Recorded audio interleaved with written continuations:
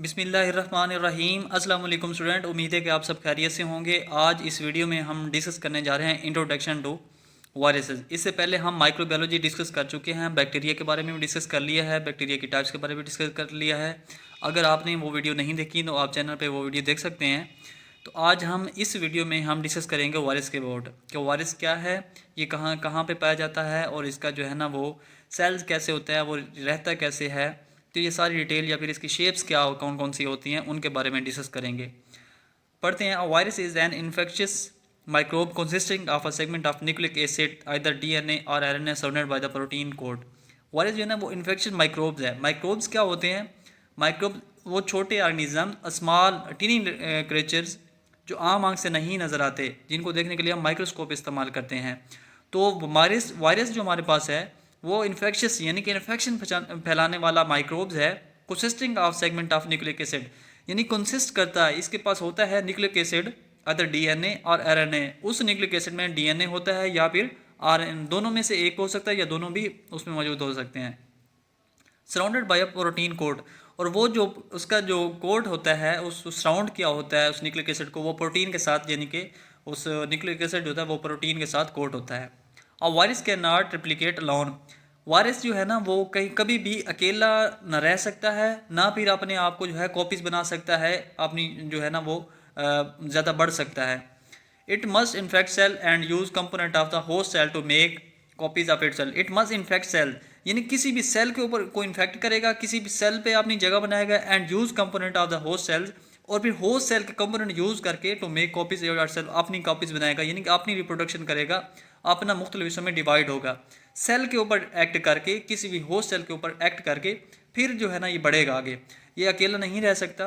तो अब इसमें क्या हमने अंडरस्टैंड किया है कि हमारे पास वायरस जो है वो बिल्कुल छोटे ऑर्गेनिजम्स, वो ऑर्गेनिज्म जो आम आंख से नज़र नहीं आते, वो ऑर्गेनिजम्स हैं, और ये इन्फेक्शियस है, यानी कि इस वजह से इन्फेक्शन पहुंचती है, इन्फेक्शन फैलती है। और इसके अंदर न्यूक्लिक एसिड होता है, न्यूक्लिक एसिड में डीएनए होता है या फिर आरएनए होता है जो कोड किया होता है प्रोटीन से, और ये अलग अकेला नहीं रह सकता, ये किसी भी सेल के ऊपर इन्फेक्ट करेगा, एक्ट करेगा, इंटैक्ट करेगा, और या फिर होस्ट सेल पर करेगा, फिर उसके बाद अपनी कॉपीज जो है ना बनाएगा, फिर आगे अपने आप को बढ़ेगा, उसके बाद इसकी आगे जो है ना वो मज़ीद मुख्तलिफ कॉपीज़ बन जाती हैं। तो ये था इंट्रोडक्शन ऑफ वायरसेस। आगे मजीद इसमें देखते हैं। Virus infectious agent of small size and simple composition. Virus जो है ना इन्फेक्शन एजेंट है, यानी कि इसकी वजह से इन्फेक्शन हो जाती है, और स्मॉल साइज बहुत ही छोटा साइज होता है, एंड सिंपल कंपोजिशन होती है, that can multiply only in living cells of animal, plant और बैक्टीरिया की। और जो है ना ये लिविंग कहाँ, इसकी रहता कहाँ पे है? ऑन लिविंग सेल्स, किसी भी लिविंग सेल्स पे। वो एनिमल्स का भी हो सकता है, प्लांट्स का भी हो सकता है, और बैक्टीरिया का भी हो सकता है। The name is from a Latin word meaning slimly liquid और पॉइजन। ये जो वायरस वर्ड है ना, ये लैटिन जो है लैंग्वेज है उसका वर्ड है, जिसका मतलब है स्लिमी लिक्विड या पॉइजन, यानी कि जहरीला। इसका जो लफ्जी मीनिंग है वो है जहरीला। The earliest indication of the biological nature of the virus came from the studies in 1892 by Russian scientist Dmitry Ivansky। तो इसका सबसे पहले जो हमारे पास इंट्रोडक्शन आया वो 1892 में एक रशियन साइंटिस्ट ने दिया। उसने इसके बारे में बताया है कि वायरस क्या है, कहाँ पे रहता है, और इसके क्या जो है कौन कौन सी शेप्स हैं, इसके बारे में सबसे पहले हमें 1892 में पता चला। इसके बाद हम देखते हैं इसका शेप्स, इसकी जो है ना शेप्स क्या होती हैं। तो ये बेसिक 3 शेप्स इसकी होती हैं। सबसे पहले हेलिक्स होता है, और उसके बाद आइकोसेड्रल है, और जो थर्ड है वो है कॉम्प्लेक्स है। शेप्स ऑफ वायरस में अपेयर इन सेवरल शेप, इसकी ज़्यादा शेप्स भी होती हैं, लेकिन बेसिक जो इसकी शेप्स हैं वो यही हैं। सबसे पहले हेलिक्स है। The helix is a tightly wound coil resembled. ये वाउंड यानी कि गोल ऐसे वाउंड किया होता है, कॉइल रिसेंबलिंग, कॉइल की तरह का होता है, और स्क्रू और क्रॉस स्क्रू और स्प्रिंग या फिर स्प्रिंग की तरह। Viruses of the rabies and तम्बाकू mosaic virus have the helical symmetry. ये जो रेबीज का या तम्बाकू मोसिक वायरस होते हैं ना, वो इसी तरह कहते हैं उनको, वो हेलिक्स सिमेट्री की जो है एग्जाम्पल है, यानी कि हेलिक्स जो शेप होती है उसकी एग्जाम्पल रेबीज वाले हैं और तम्बाकू मोसिक्स होते हैं। सेकंड जो इसकी है वो है एकोसेड्रॉन। तो icosahedron polyhedron with 20 triangular faces and 12 corner. ये कोई एकोसेड्रॉन जो होते हैं ना, उसमें 20 तरह की ट्रायंगल्स होती हैं, और उनके 12 कॉर्नर होते हैं, यानी कि उसकी में ट्रायंगल्स होती हैं 3 कॉर्नर वाली, वो 20 होती हैं उसकी शेप्स में, और 12 उनके कॉर्नर बने होते हैं। Have simplex and polio viruses have icosahedron symmetry. Herpes simplex और पोलियोवाइसिस जो होती है ना, वो इसकी एग्जांपल होती है आइकोसेंड्रोन्स की। ये ना, ये सेकंड पे हमारे पास आइकोसेंड्रोल जो है ना, इसके एग्जांपल, इसकी शेप दी हुई है, हम इसको देख भी सकते हैं। अब थर्ड हमारे पास जो है वो है कॉम्प्लेक्स। अब कॉम्प्लेक्स में क्या है, combination of the helical and icosahedral symmetry is described as the complex. यानी कि हमने हेलिक्स को और आइकोसेंड्रल जो पढ़ा हमने, उनको कॉम्बिनेशन करेंगे, उन दोनों को मिलाएंगे तो हमारे पास कॉम्प्लेक्स इसकी शेप, तीसरी शेप बनेगी। सम बैक्टीरियोफेग्स हैव कॉम्प्लेक्स सिमेट्री। कुछ बैक्टीरियोफेग्स जो होते हैं ना, वो कॉम्प्लेक्स सिमेट्री में होते हैं। They have an icosahedral head and collar and tail assembly to shape of the helical shape. यानी इनका जो हेड होता है, स्टार्ट जो होता है वो आइकोसेड्रल्स होता है, और उनकी टेल जो होती है ना वो हेलिकल शीट होती है। यानी कि दोनों का कॉम्बिनेशन, फर्स्ट टू का कॉम्बिनेशन बने तो वो थर्ड कॉम्प्लेक्स बनता है। तो इसकी शेप्स यहाँ पे दी गई हैं। सबसे पहले हेलिकल कौन सी है, आइकोसेड्रल कौन सी है, और कॉम्प्लेक्स कौन सी है। तो ये इसकी 3 बेसिक शेप्स होती हैं। उसके बाद हम इसकी बात करते हैं स्ट्रक्चर ऑफ वायरसेस के। वायरस का स्ट्रक्चर क्या होता है। All viruses consist of 2 basic components.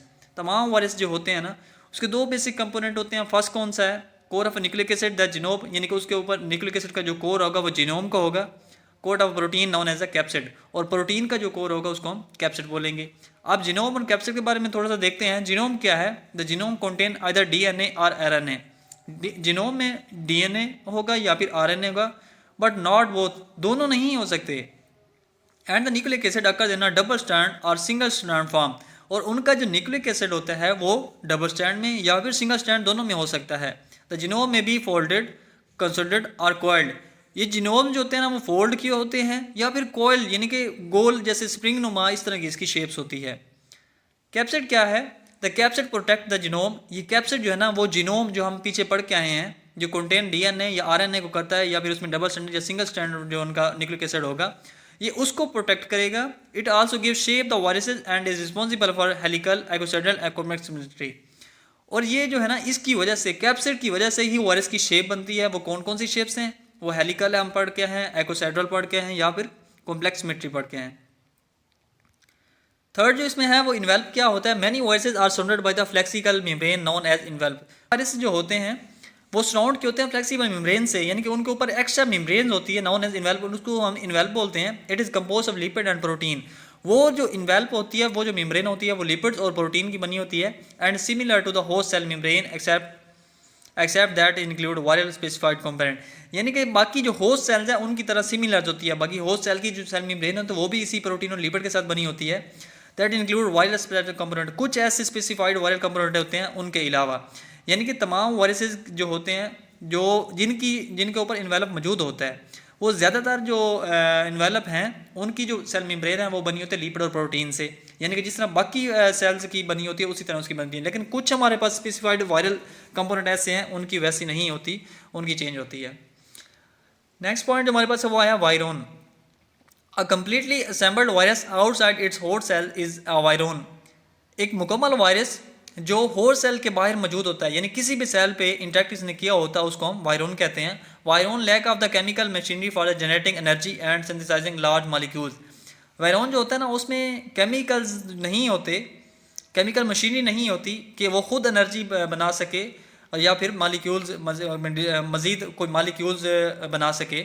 Therefore they must rely on the structure of the chemical component of their host cells। यानी कि ये डिपेंड करता है होस्ट सेल के केमिकल स्ट्रक्चर के, वो उसका स्ट्रक्चर कैसा है, होस्ट सेल का स्ट्रक्चर कैसा है, टू रेप्लिकेट देमसेल्फ, कि अपने आप को बढ़ाने के लिए। We shall examine how this take place next, और ये इसके बारे में हम मजीद बाद में पढ़ेंगे। तो ये हमारे पास था आज का टॉपिक। इसमें हमने वायरस के बारे में पढ़ा है कि वायरस क्या है, उसके बाद हमने पढ़ा है वायरस की शेप्स कौन सी बेसिक थी। सबसे पहले हमने वायरस पढ़ा कि वायरस क्या है। वायरस एक जो है ना वो छोटे ऑर्गेनिजम्स है, वो माइक्रोब्स है। माइक्रोब्स क्या होते हैं, वो ऑर्गेनिज्म जो आम आँख से नज़र नहीं आते, जिनको देखने के लिए माइक्रोस्कोप इस्तेमाल करनी पड़ती है। तो वायरस भी हमारे पास वही है। फिर इन्फेक्शियस है।